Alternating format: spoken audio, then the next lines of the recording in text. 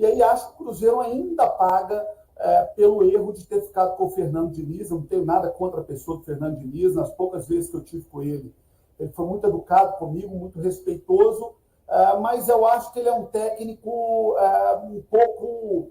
Ele vive um pouco no mundo de uma fantasia própria, pessoal ali, do modelo de futebol, que não corresponde muito em campo. E o Cruzeiro hoje paga um pouco por isso, pelo fato de ter perdido o período de contratação com o Fernando Diniz e a pré-temporada de janeiro com o Fernando Diniz. Então, acho que vai demorar um pouco ainda para o Léo Jardim conseguir fazer seu trabalho e conseguir colocar o seu trabalho de pé. Eu acho que ainda é uma curva de crescimento natural. Para mim, o ano do Cruzeiro está começando agora. O Cruzeiro tem 2 jogos no ano até aqui. Para mim é isso. O resto eu desconsidero.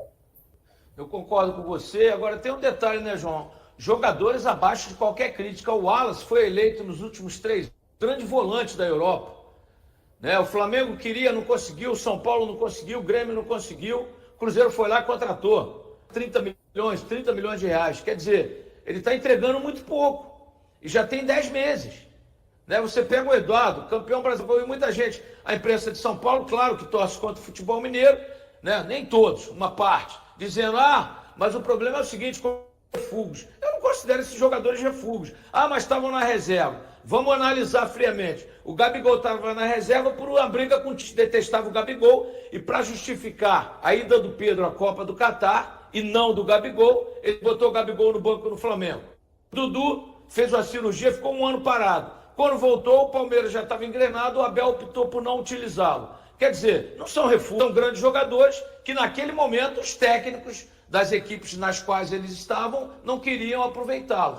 Então eu não considero o Eduardo, atual campeão brasileiro da Copa Libertadores, o Cássio, um gigante no Corinthians, tudo bem, o Cássio estava na reserva por um desempenho, mas eu vi que agora ele, depois desses 40 dias, já voltou melhor. Quer dizer, o Cruzeiro tem jogadores altamente qualificados, João. Jesse, eu busco sempre ser muito coerente com o que eu falo. Acho que a gente vive um momento muito perigoso no jornalismo brasileiro, principalmente com o esquecimento do que é jornalismo e com muita gente querendo torcer só em microfone. E acho que isso é muito ruim. Isso acaba fortalecendo um sentimento assim de urgência muito grande. Eu aprendi ao longo dos anos com o jornalismo a ter um pouco mais de paciência com o futebol. Eu acho que o futebol demanda tempo. Eu acho que, de uma maneira geral, o torcedor é muito imediatista no futebol. E a gente vive um momento em que muito torcedor está com o microfone na mão e isso acaba contaminando o dia a dia do futebol. Eu, Jaci, em janeiro, quando o Cruzeiro montou seu elenco, eu vi muitas virtudes no elenco montado no Cruzeiro. Eu concordo com você. Eu teria contratado o Gabigol se tivesse oportunidade. Ele discutiu o valor, se pagou barato, se pagou caro. Aí é com o Pedro, ele que sabe o bolso dele, ele que sabe quanto que ele está disposto a gastar. Agora, se você me perguntar o seguinte, João Vitor, você gostaria de montar um elenco tendo o Gabigol livre no mercado, você contrataria? Eu contrataria. João Vitor, você contrataria o Dudu? Estou esquecendo a parte financeira, que isso não cabe a mim, não sou eu que pago a conta. Tecnicamente, eu contrataria. Lá atrás, no meio do ano, para mim, o Wallace seria o grande jogador do Cruzeiro no segundo semestre. Eu não posso criticar agora porque perdeu o Mineiro, porque começa mal aí no Brasileiro e também na Sul-Americana. Eu não posso chegar agora e falar assim, tudo que fizeram no Cruzeiro está errado. Eu não acho que tudo que fizeram no Cruzeiro está errado. Eu acho que o Cruzeiro ainda pode ter uma boa temporada. Eu acho que o Cruzeiro ainda pode ter um bom ano. E mais, o Cruzeiro de verdade, para mim, é um trabalho que começou do meio do ano passado para cá. Até o meio do ano passado, era o trabalho do Ronaldo, que para mim tem muito valor, tem muito mérito, mas que era um trabalho, Gessi, para ser um trabalho de meio de tabela no Campeonato Brasileiro, que já é muito melhor do que aquilo que ele recebeu e do que ele pegou o Cruzeiro antes. Mas pelo investimento que ele topava fazer, não ia passar daquilo ali, de meio de tabela de Campeonato Brasileiro. O Cruzeiro, para brigar na parte de cima, é um trabalho de 6 meses. Você não vai conseguir, com 6 meses, montar o elenco ideal, montar a estrutura ideal. Eu tenho falado isso no meu programa na Itatiaia. Eu acho que o trabalho do Pedro, do Alexandre Matos, o trabalho de quem está no futebol do Cruzeiro É um trabalho para amadurecer para 2 a 3 anos. Vamos pegar um exemplo aqui, Gessi. O trabalho do Palmeiras começou lá atrás com aquele banqueiro lá, bilionário do Itaú, que era dono do Palmeiras. Quem foi colher foi a Leila. Paulo Nobre. Paulo Nobre, bem lembrado. 3, 4 anos depois que a Leila foi colher. Então as coisas demandam tempo. E eu me preocupo muito, Gessi, desse imediatismo de parte da imprensa, de parte de torcedores com o microfone na mão, e até mesmo de parte da torcida, disso fazer mal para o Cruzeiro, de criar no Pedro Lourenço um sentimento de obrigação de vitória imediata que não pode existir. A gente, para colher, a gente tem que plantar. O Cruzeiro está começando o plantio agora. A colheita vai vir, mas precisa de paciência, precisa de tempo, precisa de 2, 3, 4 janelas, precisa de um técnico fazer um trabalho de 1 ano, 1 ano e meio, 2. É isso que eu espero no Cruzeiro. Eu talvez esteja sendo condescendente demais. Alguns vão dizer o seguinte, tá passando pano. Que hoje, quando você elogia, você está passando pano. Mas é meu jeito de ver futebol. Não adianta a gente elogiar o futebol europeu, Gessi, falando que lá os caras têm tempo para trabalhar, que lá tem planejamento, que lá as coisas são a longo prazo, e nós mesmos aqui cobramos o curto prazo. Eu acho que o Cruzeiro vai dar certo. Vai dar certo não significa ganhar o Campeonato Brasileiro desse ano. Mas que vai dar certo, vai. Pode ser daqui a 1 ano, daqui a 1 ano e meio, daqui a 2.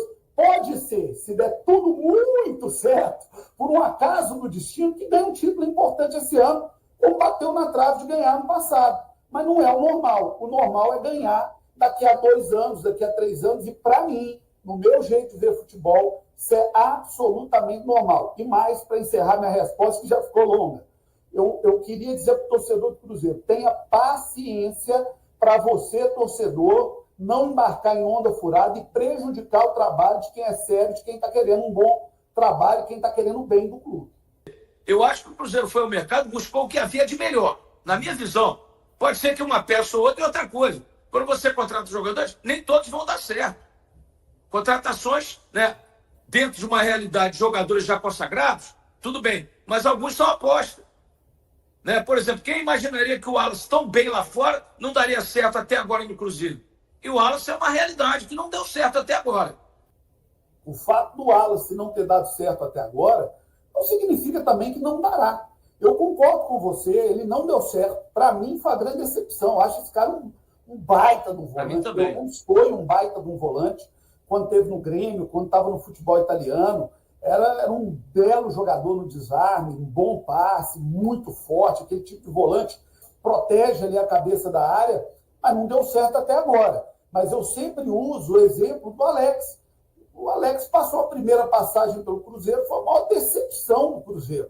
Quando ele volta para o Cruzeiro, ele deu certo. Arrebentou, foi um grande jogador, arrebentou, comeu com a bola. Para mim, é o maior jogador que eu vi jogar com a camisa do Cruzeiro. Eu não tive o privilégio de ver Tostão, de ver Dirceu Lopes. De todos que eu vi, o Alex foi o maior jogador que eu vi com a camisa do Cruzeiro. E não deu certo no início do Cruzeiro. Então, você tem que ter paciência. Quantos e quantos jogadores, né, Gessi, nós vimos terem dificuldade de adaptação, de chegar, de funcionar, e depois deslancharam. Eu acho que o Cruzeiro está precisando tirar um peso nas costas de ter que dar certo a qualquer custo. Eu acho que na hora que esse peso sair de cima do Cruzeiro, eu acho que o Cruzeiro tem muito a ganhar. João, e quando o Cruzeiro ganha o título, você abre o champanhe cristal. Quando o Atlético ganha, você abre o vinhozinho, né? Vamos falar a verdade? Aí eu abro o vinho meninho. Tô te colocando na sinuca de bico, João. É só uma brincadeirinha para descontrair aqui. Tá certo. Obrigado, João Vitor Xavier, grande deputado, grande profissional do jornalismo e vice-presidente da Itatiaia. Eu vou continuar mais um pouquinho aqui com vocês, né? Porque hoje tem o julgamento do Gabigol. O Gabigol está no Rio de Janeiro com seus advogados, naturalmente por uma conferência, né? O Tribunal do Esporte julgando aquela questão que o Gabigol teria se negado, né, a fazer o exame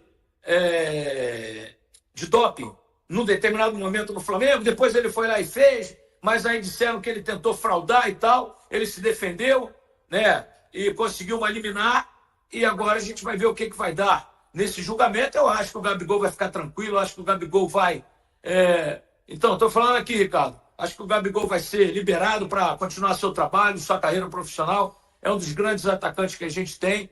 Então, acho que vai dar tudo certo no julgamento do Gabigol. Essa é a nossa torcida. Porque ele não teve nenhum problema de doping.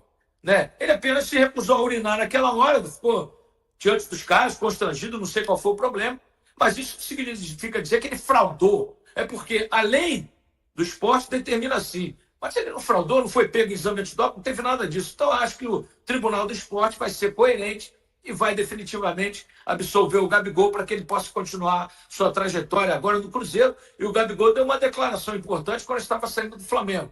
Né? Aspas. O time para o qual eu for terá a melhor versão do Gabigol. Fecha aspas. Então, nós estamos esperando essa melhor versão do Gabigol. Né? Estou apostando aí que ele vai fazer 25 gols na temporada, em todas as competições. E se ele fizer 25 gols em todas as competições, o Cruzeiro com certeza vai brigar por alguma coisa boa, né?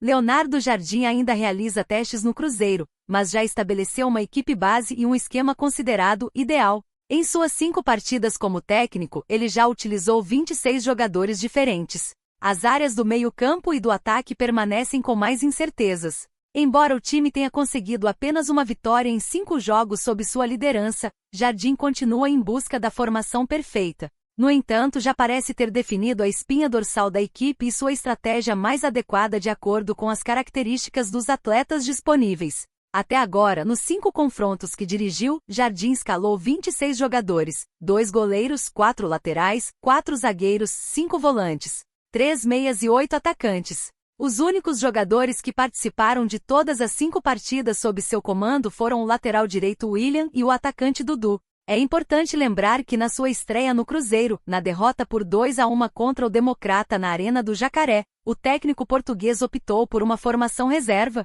já que a equipe já estava classificada para as semifinais do estadual. Apesar disso, algumas posições já têm titulares definidos. Na defesa, os jogadores Cássio, William, Fabrício Bruno e Jonathan Jesus estão confirmados, com a única dúvida na lateral esquerda entre Kaique e o improvisado Vilauba. No meio-campo, mesmo enfrentando críticas de parte da torcida por suas atuações recentes, Wallace parece ter a confiança do treinador, enquanto Lucas Silva e Lucas Romero estão na disputa. O único jogador que se mostra inquestionável é Matheus Henrique. Matheus Pereira, que poderia ter um papel similar, tem atuado pouco, pois foi dispensado pela diretoria dos Jogos fora de Belo Horizonte para estar com sua esposa na reta final da gestação. Com a ausência do camisa 10, Jardim decidiu utilizar um esquema em que Dudu e o recém-contratado Wanderson têm a missão de ajudar no ataque, criando jogadas pelas laterais.